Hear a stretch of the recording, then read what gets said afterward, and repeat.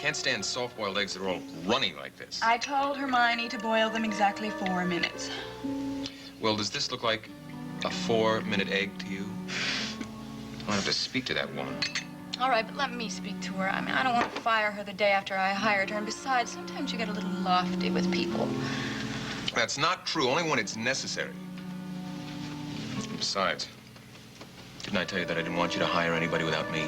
If I left it up to you, you would hire 2 blonde chorus girls to do the cooking and cleaning, and they would be in stiletto heels and mini skirts. Well, at least I would hire them on the basis of their experience and ability to do the job. Where did you happen to find these 2 paragons of domestic help? I found Hermione at the employment agency, and you know where I got Bobbie. She was a good waitress at Sid's Tavern. Oh, well, that really is quite a recommendation, isn't it?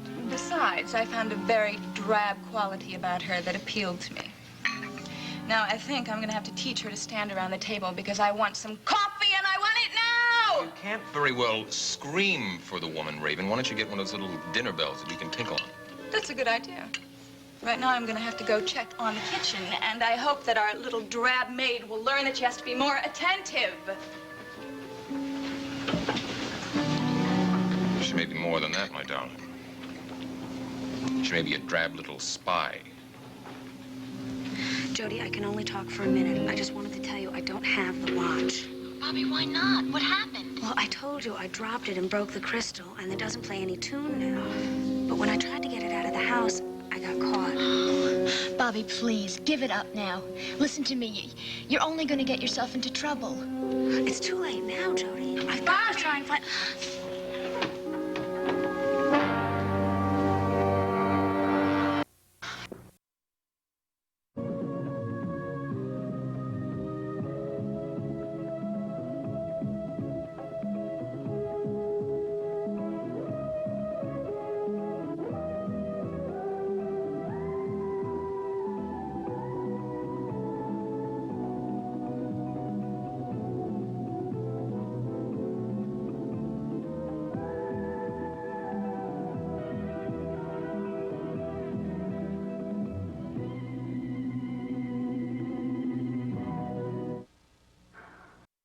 A boyfriend?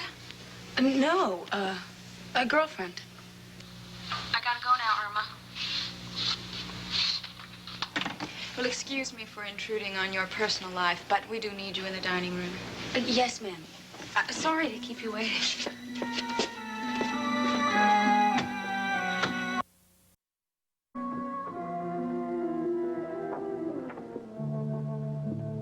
Short conversation, long face. How come? Oh, just the way things are right now, I guess. Oh, honey, cheer up. Things are bound to get better. Well, they can't get any worse.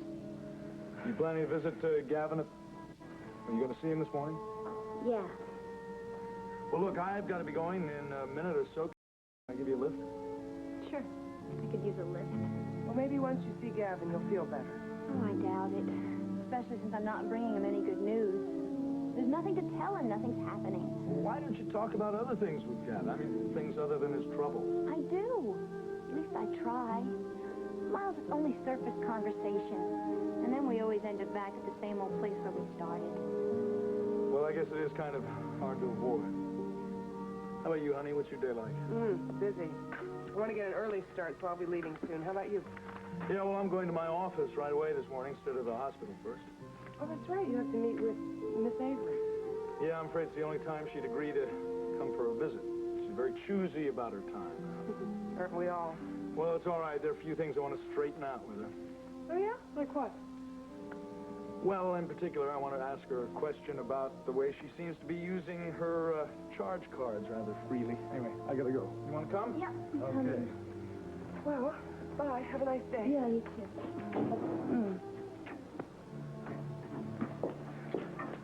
When will you call me today? How about noon? Okay. Okay.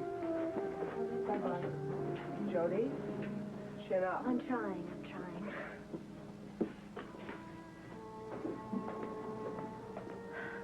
Nice fella. Yeah, real nice fella. I wonder if all doctors care so much about their patients. Well, I don't know, but my husband certainly does. Yeah, that's what I told her. Her? Mrs. C, secretary talk to you a lot about Dr. Kavanaugh? Well, I hadn't noticed that Nora talks to me about Miles any more than anyone else does. Yeah, I did. I couldn't help but notice it. What? I'm sorry, I don't understand what you mean. Yeah, what I mean is, every time Nora hears the name Jinx Avery, she looks like the cat that swallowed the cream. No, I think you're mistaken about that. No, I'm not. Look, I just don't want her filling up your head with a lot of nonsense about... About what? About Dr. Kavanaugh and that woman. That's what.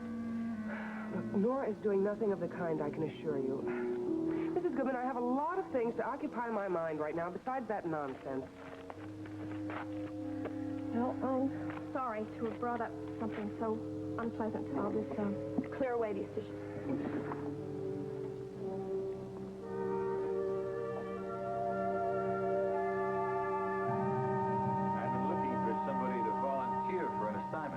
Well, I have a feeling you're thinking about me, or I wouldn't be here right now, Chief. I've personally chosen you to volunteer. Well, I'm very flattered. Yeah? Well, don't be, because frankly, there weren't too many people I could choose from. But you've only been in Monticello a short period of time, so I think your face is new enough that we can get away with it. This sounds suspiciously like an undercover assignment. It is. What's the background? Well, we're looking for a guy that just blew into Monticello from New York about 2 months ago. He's going to be trying to make contact with other people interested in his line of work. Which is? Guns, primarily. He's one of the biggest dealers of illegal weapons in the East Coast. We think he's here in town to set up new headquarters in this part of the country. That's quite an honor for Monticello. It's an honor we can do without, but I don't think we have much choice in the matter. So what's this guy's name? His name is Ed Lorimer. Now, he's already contacted Earl Gander. Gander. He used to be a stool pigeon for us? Well, he still is. That's how come we know about Lorimer. All right, so how do I fit into all this? Well, we've persuaded Earl Gander to leave town for a while. Oh, persuaded, huh? Well, friendly, but definitely. The point being, Ed Lorimer has never met Earl Gander. So you want me to take Gander's identity while he's on vacation and find out what Lorimer is up to? Thank you. Oh, New York wants to know just why he left town so suddenly. Why, they think he's into something besides running illegal guns? They think he's committed murder. Yeah? Excuse me, Chief. I'd just like to look at some photos. Okay, I'll be through in a second if you'll just wait. So you finished with me, Chief? Well, I want you to think about that. I don't want you to make any snap decisions. All kidding aside, this is a voluntary assignment. It carries hazardous duty pay, if you understand. I understand completely. So, how's the picture-taking business, Sam? Picturesque. Another crack like that and I'll break your nose. Let's see those pictures. Took us nearly 20 minutes to get an ordinary headshot. You must have had some fun taking these pictures. Yeah, well, personally, I never had so much fun taking mugshots. But then, most criminals aren't that beautiful.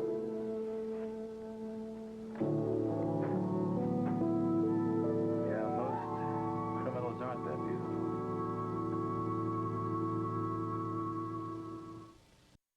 Mrs. Whitney?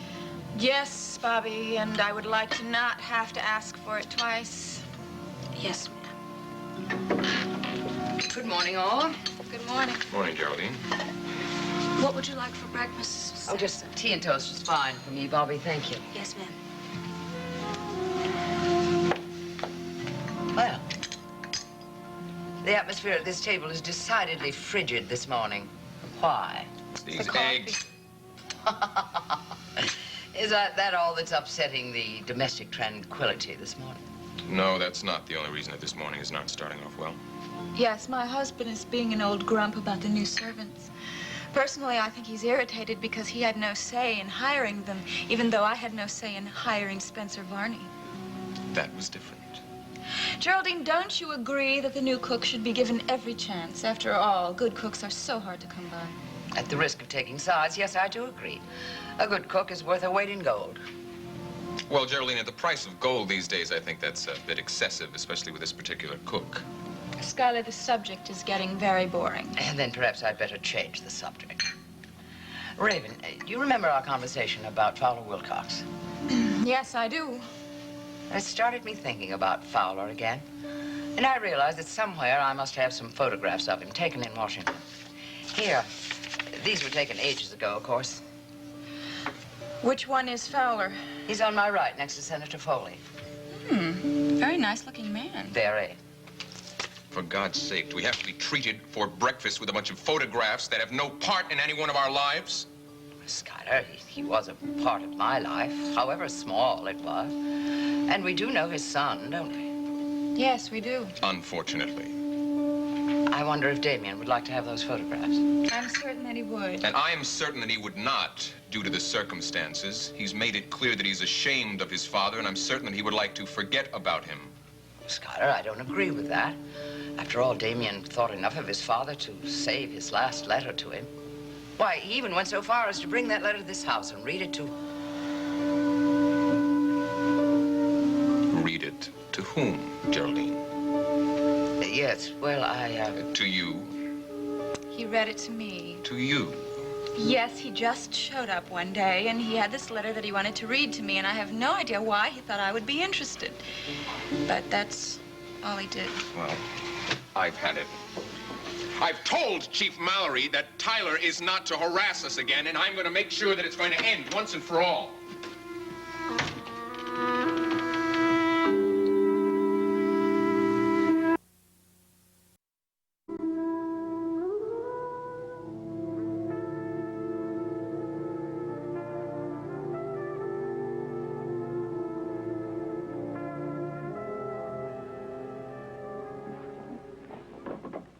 Yes.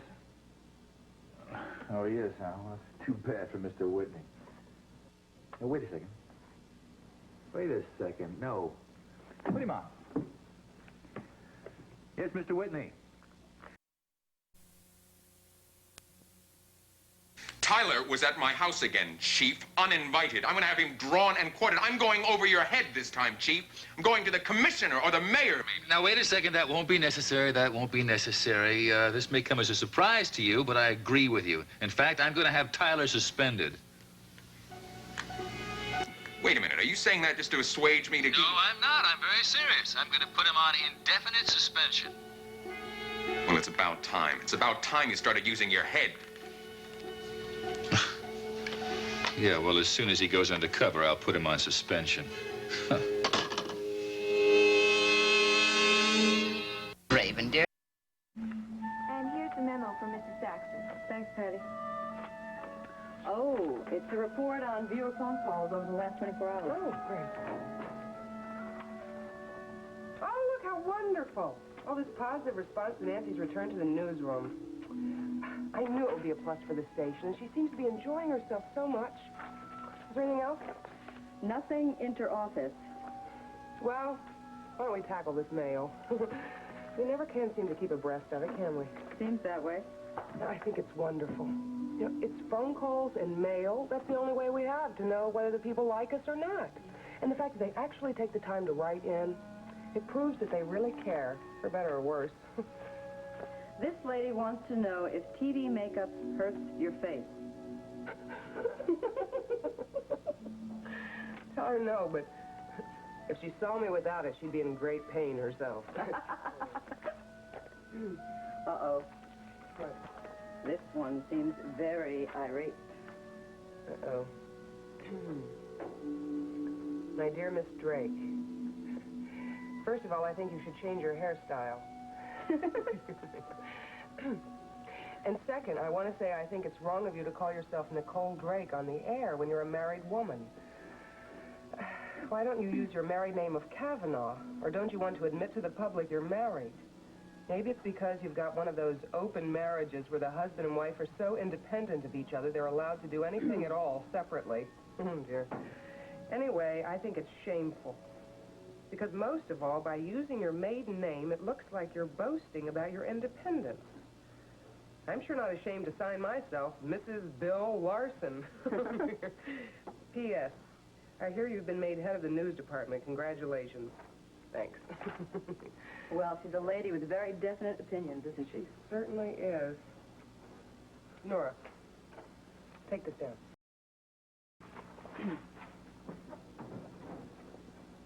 Dear Mrs. Larson, please know how much I appreciated your recent letter.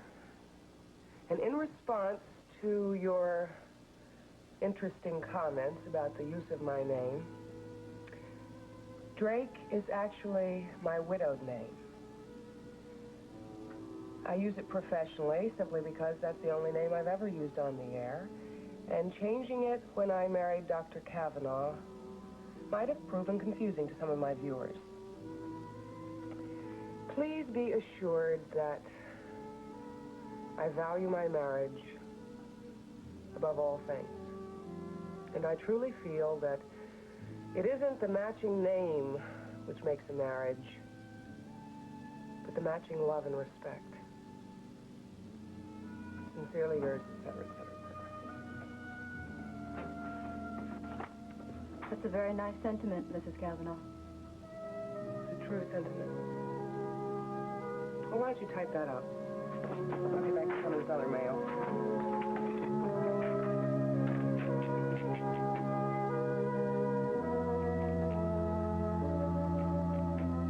You like what you do, don't you? Beg your pardon? I mean, you like doctoring. Yes, I do. But you're not particularly fond of this case, are you? It's a little messy, isn't it? I wouldn't use that word. Well, you seem so intent on my file, Dr. Kavanaugh. Tell me, are you looking for the miracle? They're not unheard of, Jinx. Well, then, maybe you found it in my file. Is it there? Has the miracle happened? Did my disease suddenly disappear? I'm afraid I can't say that, no. What a pity. Well, I'm sure you didn't bring me here today to give me a talk on miracles, did you? No, I didn't. Well, then, it's either my behavior or my morale that interests you. A little bit of each, actually. Well, let's start with morale. Shall we begin with chin up or press on? Jinx, you know, having this kind of a conversation in this situation... Doctor, what is it? I know, you're trying to give my morale a little boost so I won't return to my life of crime. By the way, has Chief Mallory forgiven me for my little prank? Well, I think his actions show his forgiveness, don't they? It was so delicious, making him think that I'd stolen that bracelet again. For the rest of my life, I'll never forget his face. Jinx, I wanted to talk to you about that bracelet. You seem to have the mistaken idea that you can charge anything you want now because you may not have to pay for it. It's the wrong way to look at things, really. I don't agree. Charge and take has become my new philosophy of life. And why not? I may not pass this way again. Charge and take, huh? That's wrong. You're running a very heavy risk. Oh, yeah, that's right. I am running a big risk, aren't I? I just might have the bad luck to get cured suddenly, and then there I'd be with all those bills. Well, I'm going to take the chance, Doctor. And in the meantime, I'm going to charge and take all the things I've ever wanted. Jinx, what you are doing is a form of stealing. Now, you must know that. I'm not really concerned with ethics at this point. And the only way you can stop me is to tell people the truth, that I'm going to die. Now, I know you wouldn't do that, because you made a solemn promise, didn't you? Yes, I did. And it still goes, doesn't it? Still goes. Well, then, you'll have to excuse me. I have a lot to do. Really? Such as what? Shopping. Winter is coming, and I've always wanted a mink coat. I hear they keep you warm.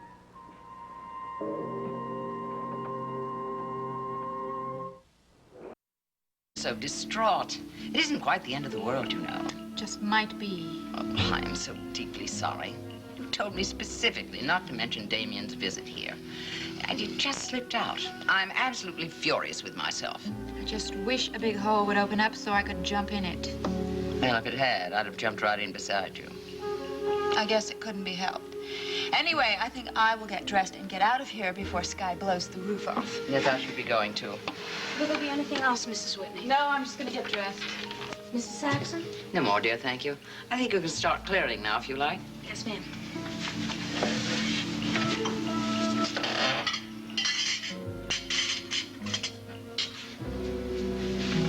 Where's my wife? She's gone upstairs to dress, Mr. Whitney. Oh. Will there be anything else? Yes, I'd like some more coffee, please.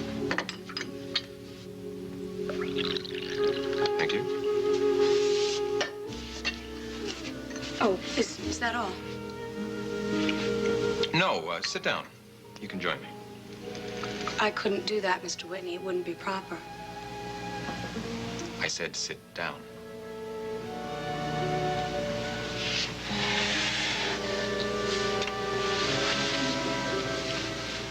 And now you can tell me the truth about you and Gavin Wiley.